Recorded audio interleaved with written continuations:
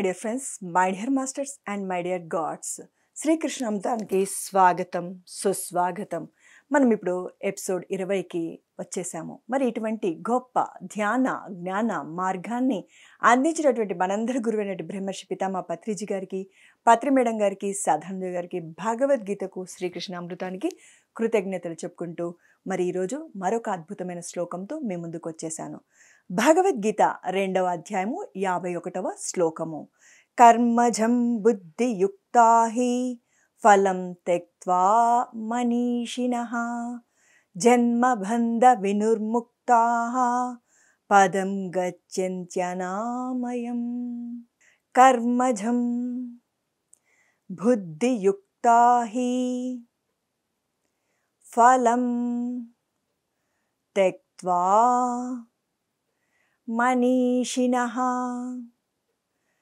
జన్మ బంధ వినుర్ముక్తాః పదం గచ్చన్త్యనామయం. తాత్పర్యమేమనగా, ఎంచేతంటే సత్వబుద్ధి గల జ్ఞానులు కర్మల వల్ల కలిగే ఫలితాలను విడిచి జన్మ అనే బంధం నుండి విడబడి దుఃఖరహితుడైన పరమపదాన్ని పొందుతారు. ఎంత చక్కగా అద్భుతమైన వివరణ ఇచ్చారు చూడండి. ఏం చేతనంటే సత్వబుద్ధి. మరి ఎటువంటి బుద్ధి గల వాళ్ళు జ్ఞానులు కర్మల వల్ల కలిగే ఫలితాలను విడిచి కర్మలు చేస్తారు, కానీ ఫలితాలను పరమాత్మనికి సమర్పిస్తారు. నేను కాదు చేస్తుండేది, నా చేత చేయించబడుతుంది అనే స్థితిలో ఉన్న వాళ్ళని సత్వబుద్ధి కలవారు అంటారు.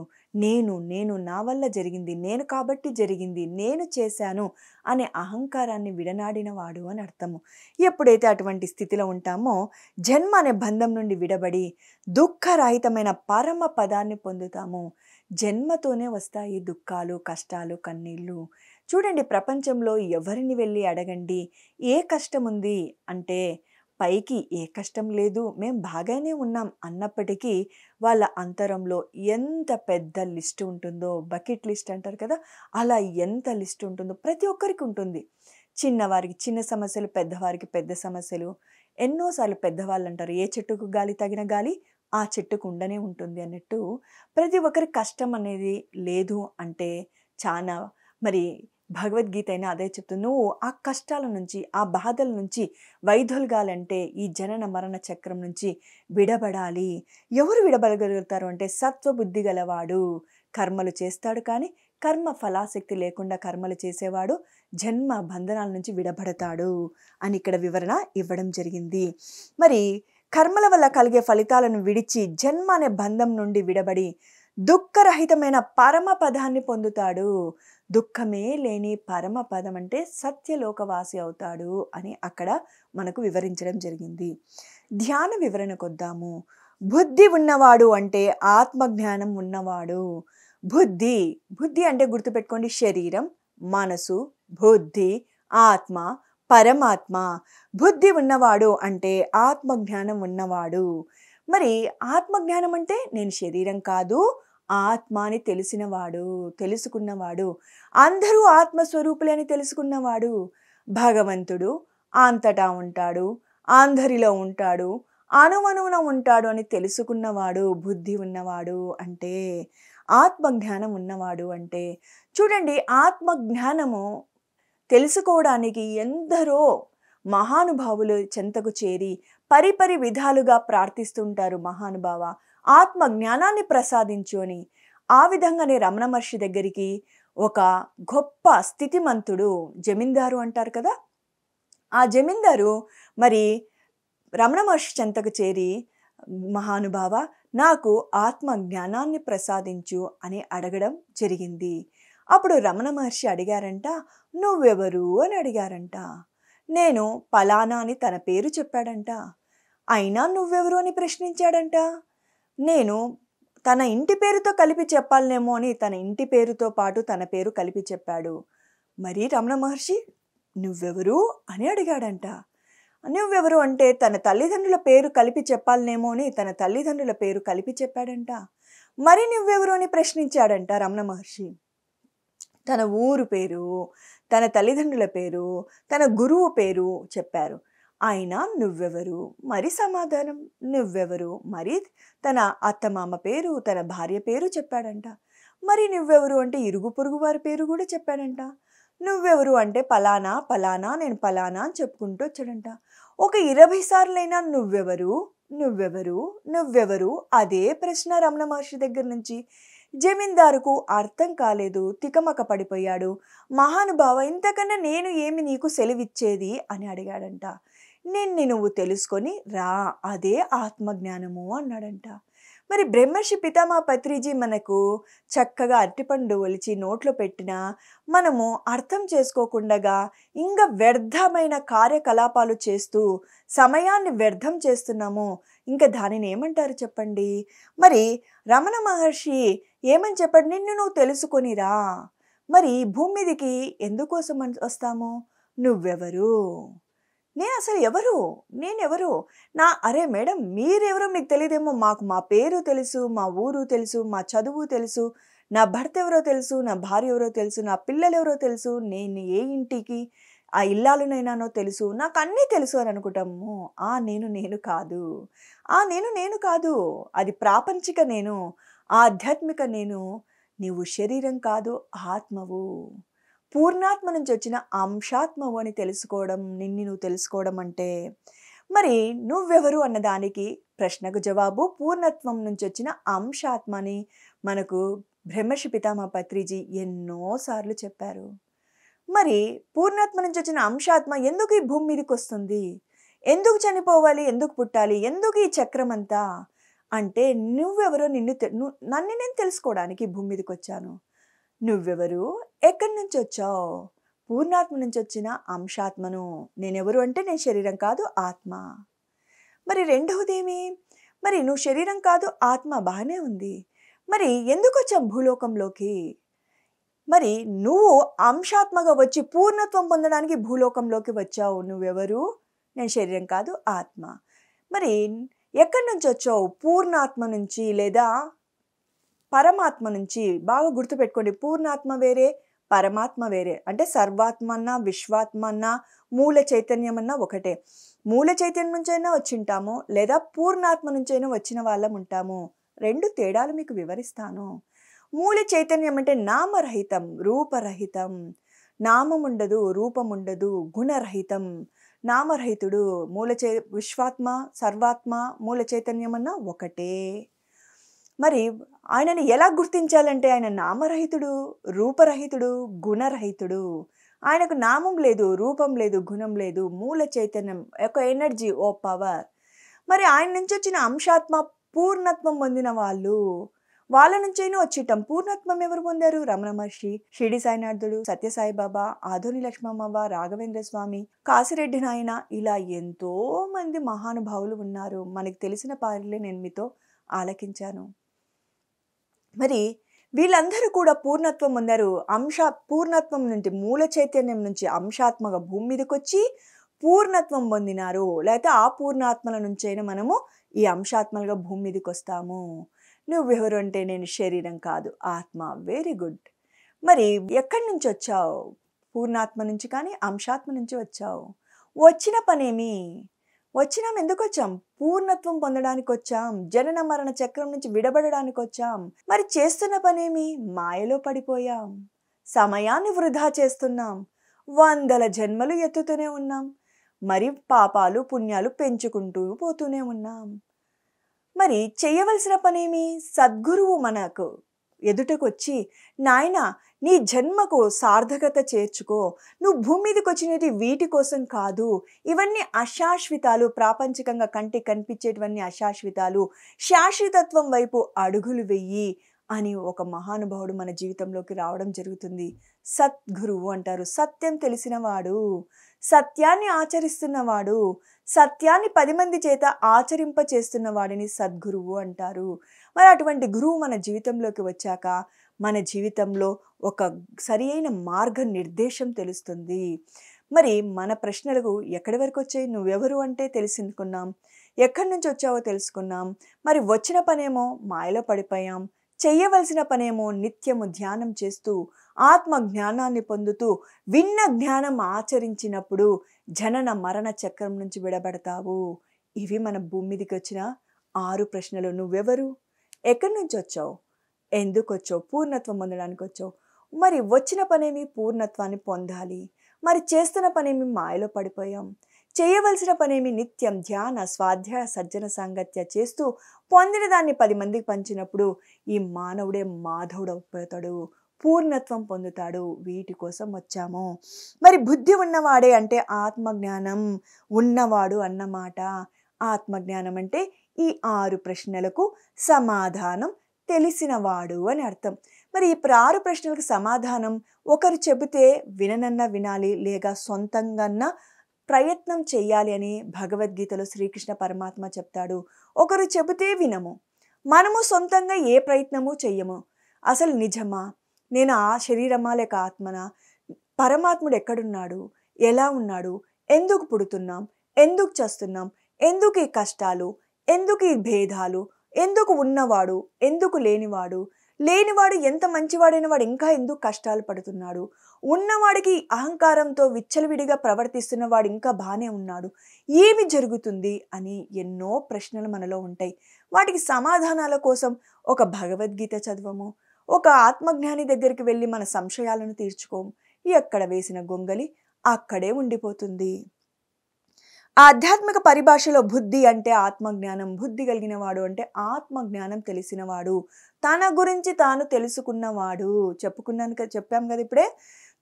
తనను గురించి అంటే ప్రాపంచికంగా నువ్వెవరో అది కాదు, ఆధ్యాత్మికమైన నువ్వు వేరే. ఆధ్యాత్మికమైన నువ్వు ఆత్మస్వరూపుడివి. ప్రాపంచికమైన నువ్వు నీ శరీరము, దానికి ఒక పేరు, ఒక ఊరు, ఒక డిగ్రీ, అలా రకరకాలు ఉంటాయి. కానీ అసలైన నువ్వు ఆత్మస్వరూపుడివి, నిత్యుడివి, సత్యుడివి, సనాతనమైన వాడివి అని తెలుసుకోవడము. ఆత్మజ్ఞానం అంటే జనన మరణ చక్ర విశేష పరిజ్ఞానము. ఆత్మజ్ఞానం అంటే మీ జననానికి మరణానికి గల కారణమేమి, ఎందుకు పుడుతున్నాం, ఎందుకు చేస్తున్నాం అన్న విశేషమైనటువంటి పరిజ్ఞానం ఉండవడము. మరి అటువంటి ఆత్మజ్ఞానం పొందాలంటే మనల్ని మనం తెలుసుకోవాలి. ఈ జనన మరణ చక్రంలో ఎందుకు పడుతున్నాము, ఎందుకు ఇలా తిరుగుతూ ఉన్నాము? ఆత్మజ్ఞానం పొందడానికి. మరి ఆత్మజ్ఞానం అంటే జనన మరణ చక్ర విశేష పరిజ్ఞానము. మన పుట్టుకకు గల చావులకు కారణం మన పాప పుణ్యాలు. మరి పాపాలు చేయకుండా పుణ్యాలు చేసిన నిష్కామ కర్మ చేసి ఆ స్థితికి వెళ్ళగలగాలి. మరి అటువంటి స్థితి ఎందుకు? ఇంత కష్టం ఎందుకు? నేను స్టార్టింగ్ స్టేజ్లో ధ్యానంలోకి వచ్చిన కొత్తలో నేను భగవంతుని ప్రార్థిస్తుంటే, మీరే మా మనసుని మంచి అంటే నువ్వేమని చెప్తున్నావు పరమాత్మ? ధర్మాన్ని విడనాడరాదు అంటున్నావు కదా. మా మనసులో మంచి చేసే గుణమే మాలో పెట్టేశామంటే ఇంత ప్రాసెస్ ఉండదు కదా, ఇన్ని ఇబ్బందులు ఉండవు కదా అని నాకు ఒక ప్రశ్న వచ్చేది. అప్పుడు పత్రి తీశారు, ఒక కథ చెప్పారు. చూడండి, ఒక రాజు ఉంటాడు, తనకు బిడ్డ కలుగుతాడు. 5 ఏండ్లు చక్కగా తల్లిదండ్రుల దగ్గర ఆడుతూ పాడుతూ పెరుగుతాడు. ఆ అబ్బాయికి 5 సంవత్సరాలు వచ్చాక గురుకులానికి పంపిస్తారు. గురుకులంలో ఆ అబ్బాయి ఎన్నో విద్యలు నేర్చుకుంటాడు. విలువిద్యలు నేర్చుకుంటాడు, గద విద్య నేర్చుకుంటారు, ధర్మం నేర్చుకుంటారు, సత్యమేమో తెలుసుకుంటారు. అన్ని విధాలుగా వాళ్ళకు తర్ఫీదు ఇవ్వడం జరుగుతుంది.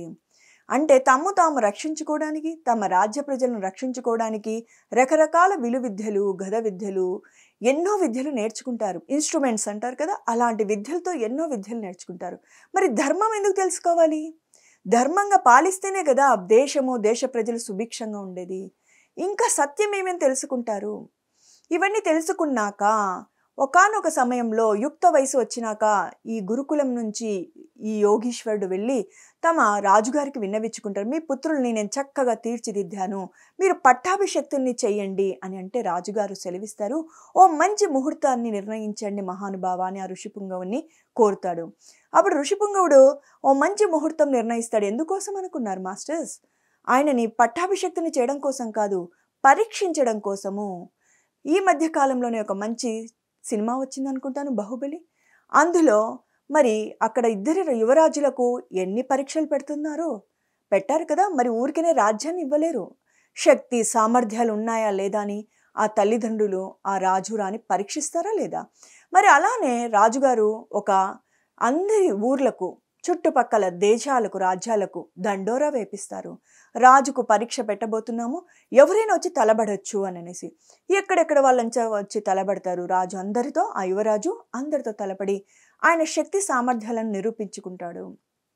అంతేకాకుండా ఆ రాజ్యంలో ఉన్న కుల గురువు ధర్మం గురించి, సత్యం గురించి ఎన్నో ప్రశ్నలు వేస్తాడు. ప్రశ్నలు వేసినప్పుడు వాళ్ళు చక్కగా సమాధానము చెప్పినప్పుడు అప్పుడు వాళ్లకు పట్టాభిషక్తుల్ని చేస్తారు. అప్పుడు వాళ్ళకి అర్హత ఉన్నట్టు. చూడండి, ఒక రాజ్యాన్ని పాలించడానికి ఒక 10 లక్షల మంది ఉంటారా, 20 లక్షల మంది ఉంటారా, పోనీ 1 కోటి మంది ఉంటారా? ఇన్ని పరీక్షలు చిన్నతనంలోనే గురుకులంకు వెళ్ళి 5 ఏళ్ల బిడ్డ కాన్నుంచి 20 ఏళ్ళు వచ్చేంత వరకు రకరకాల విలువిద్యలు నేర్చుకొని మరి ధర్మం సత్యం తెలుసుకొని అందరితో పోరాడి అప్పుడు కానీ తండ్రి రాజ్యాన్ని ఇవ్వడే.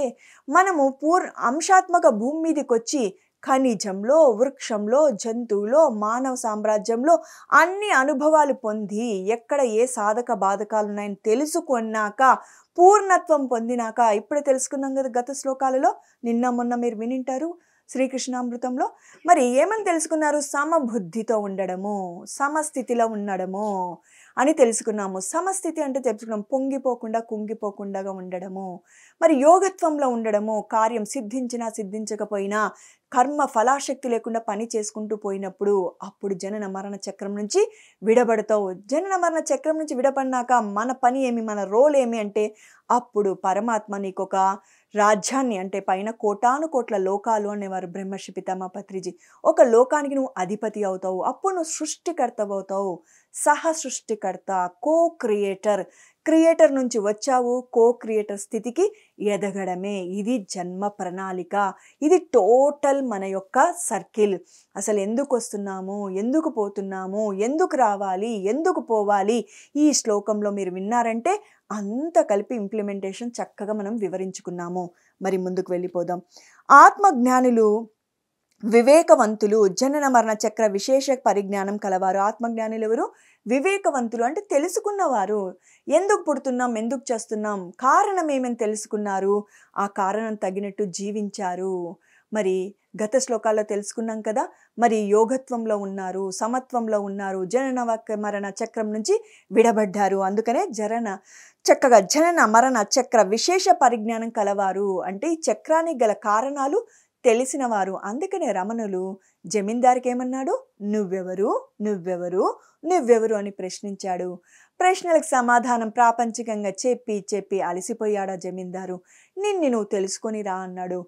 నిన్ను నువ్వు తెలుసుకోవాలంటే ధ్యానం చేయాల్సిందే, ఆత్మజ్ఞానం పొందాల్సిందే. మనకు గురువుగారు చక్కగా పిఎంసి ఛానల్ని పెట్టి, చిలువలు పలువలుగా పిరమిడ్ మాస్టర్లను పెట్టి, ఊరూరా గ్రామం తిప్పుతూ ఇంత చక్కగా జ్ఞానాన్ని అందిస్తున్నాడంటే మనమందరం ఏ జన్మలో ఎంత పుణ్యం చేసుకున్నామో అటువంటి గొప్ప గురువు మనందరి జీవితంలోకి రావడానికి. వారు కర్మల వల్ల లభించే ఫలితాలను ఎంత మాత్రం ఆశించరు. ఎవరు? జనన మరణ విశేష పరిజ్ఞానం కలిగిన వాళ్ళు.